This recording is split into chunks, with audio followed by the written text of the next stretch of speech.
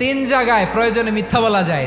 এক নাম্বার, আপনার ওয়াইফকে খুশি করার জন্য, সে একটু এরকম না বলে একটু কৌশল করে বললে খুশি হবে, ওটা বলা যায়। দুই নাম্বার, জীবন মরণের ব্যাপার, জান বাঁচানোর জন্য একটু কৌশল করে ঘুরিয়ে বললেন, এটা জায়েজ। তিন নাম্বার, দুইজন ঝগড়া লাগছে তাদেরকে মিলিয়ে দেওয়ার জন্য কৌশল করে একটু মিথ্যা বলা, ঘুরিয়ে বলা যায়। দুইজনের মধ্যে দেখলেন যে সম্পর্ক খারাপ, একজনরে বললেন, ভাই সে তো ওই দিন আপনার ব্যাপারে অনেক প্রশংসা। কি আমার ব্যাপারে প্রশংসা? কি বললো? এই বললো আপনি নাকি এই করছেন ওই করছেন, অনেক প্রশংসা। লোকটার মন খুশি হয়ে যাবে তার ব্যাপারে, ঠিক কিনা?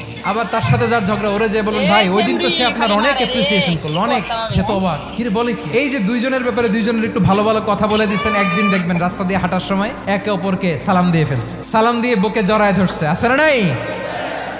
আবার মিলমিশ হয়ে গেছে। কিন্তু আমাদের স্বভাব হইলো, দুই প্রতিবেশী যদি একসাথে বসে একসাথে হাঁটে, দূর থেকে দেখলে আমাদের জলে, আছে না নাই?